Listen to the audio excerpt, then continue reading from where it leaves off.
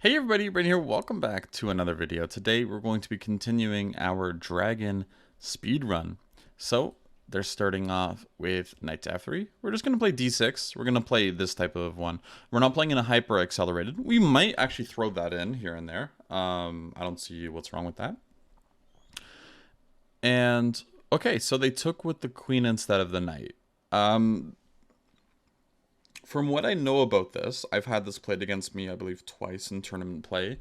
Once against one from a FIDE master and then one from about a 2000 rated player. Both times I lost. So this is actually a relatively interesting way to play. The idea behind it is, first off, to try to get you out of theory, and also there's a weird initiative that forms. So the only real move here is bishop to b5. They didn't play that. They played queen to a5 instead. I like bishop to d7, just breaking the pin and looking at the queen a little bit. If they play bishop b5, I'm happy to consider a6. Yeah, so let's play it. Force them to take. We'll take. And we just got a little bit of development from it, which is nice. So their idea is they're going to get some sort of normal position with bishop e3, knight c3, and all of that fun stuff, and kind of force us into certain types of play. For example, here, if they play bishop g5, we can no longer go into the dragon, which is actually really important to know. So sometimes there's going to be situations and positions where the dragon is not our best option.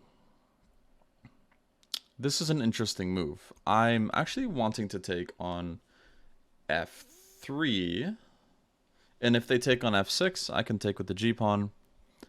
It damages their king side, but they actually might end up castling long there, so maybe I'll take on e5. If they take with the queen, then g6, bishop g7 is looking very tasty. Very tasty. We can also take on c6 first. I might wait a little bit for that move. Okay, so they end up taking there. Rook takes d8. If they take on e5, then I can take on g2. So we've reached a very interesting position where we're up a pawn, and I think we're totally fine, despite having a little bit of a lack of development. We want to be careful about this development, of course. So I'm going to play g6 and bishop g7. Maybe something like bishop to f5 will be extremely useful, actually. And I think the reason why this is especially okay is they don't have a light squared bishop. Like, for example, if you just imagine a bishop on c4, that could be a little annoying, right? And also, our rook is on the open file. That's another good thing for us. Another win in our favor. This doesn't mean it's a winning position, although we'll talk more about the evaluation in a second. This is a quite a good position, though. So I like bishop h4, but I'm going to wait on that move. I'm just going to castle first. And I'm looking at bishop h4 check, forcing them to move up.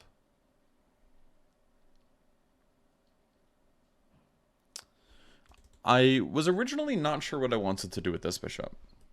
I was thinking of bishop to f5, but after seeing this check and forcing them to play something along the lines of king to e2, it doesn't feel like they'll be happy. So we can consider this opening a success. We developed our pieces, and they played a bit of a strange way to develop with this queen takes d4 here. The only challenging move was bishop to f5. I guess we'll take. I could throw in this check first and then take, and I don't think that hurts. So let's throw that check in, just because then it forces them to lose their castling rights or give up in exchange with rook g3, which is of course just a really bad decision here.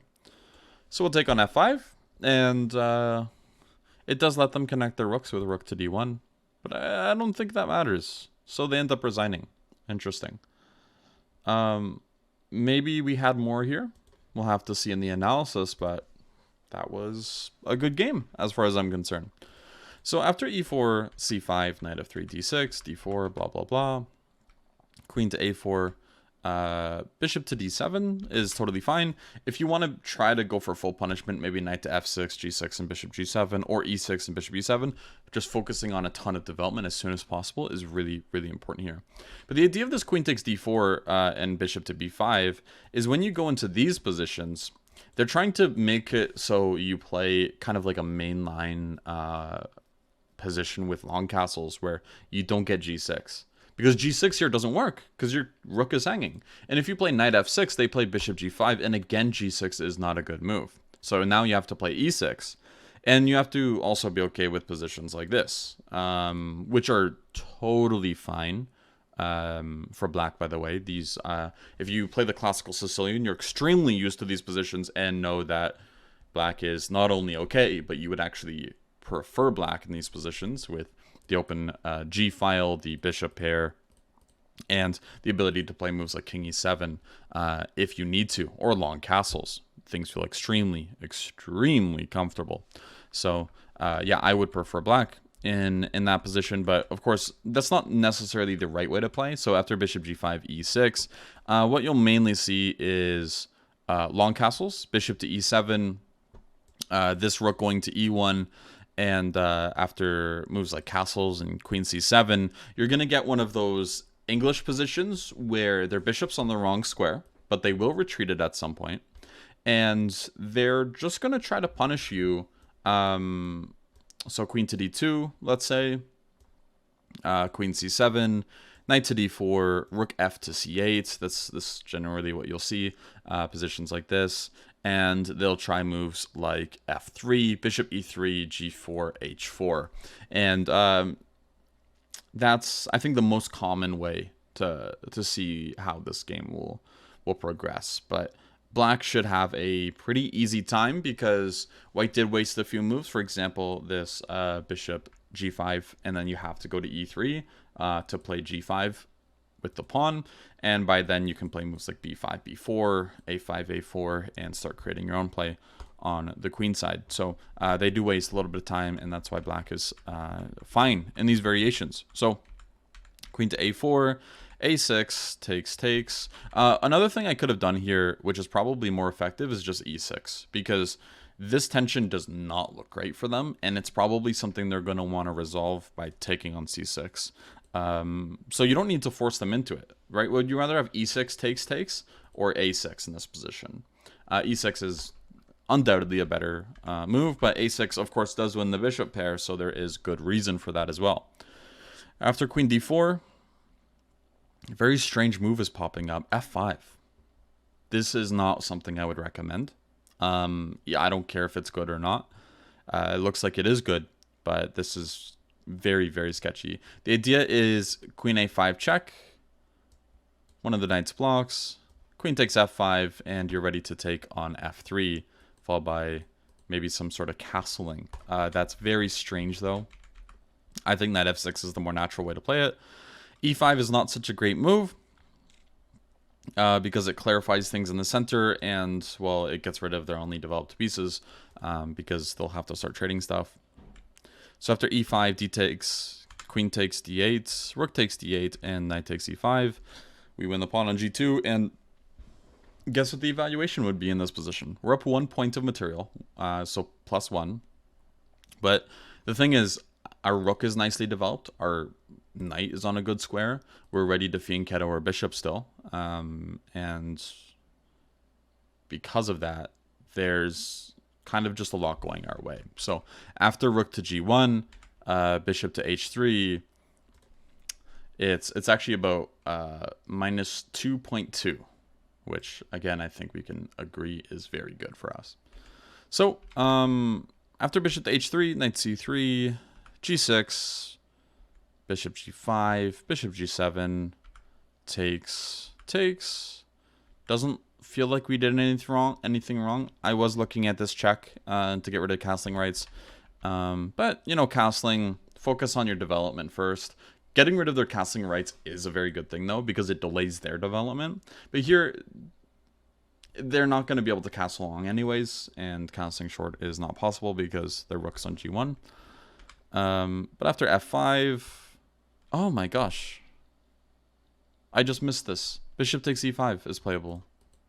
I was so focused on this check that I didn't even see that the knight was hanging. That's not good.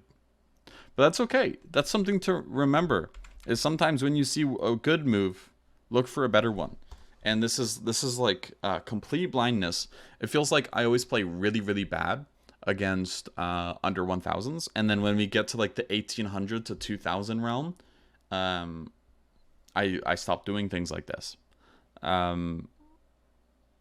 But yeah, it just like in my mind, I think that the problem here is that I'm just like thinking, oh yeah, they're not gonna hang their pieces, right? Because I'm used to playing positions where people wouldn't hang their pieces and would play things like knight d3 before playing something like f5. And when I see f5, I just look at the pawn. So that's a bit of a blindness on my part, but that's okay. It happens. And this is all a learning experience. So that's kind of the lesson for today, is whenever your opponent does something, ask what it no longer does, right? Don't be too quick to go with your original idea, especially if they make a very, very stubborn or crazy move like f5. All right, thank you guys for watching, and I will see you in the next one. Sounds good. Bye-bye.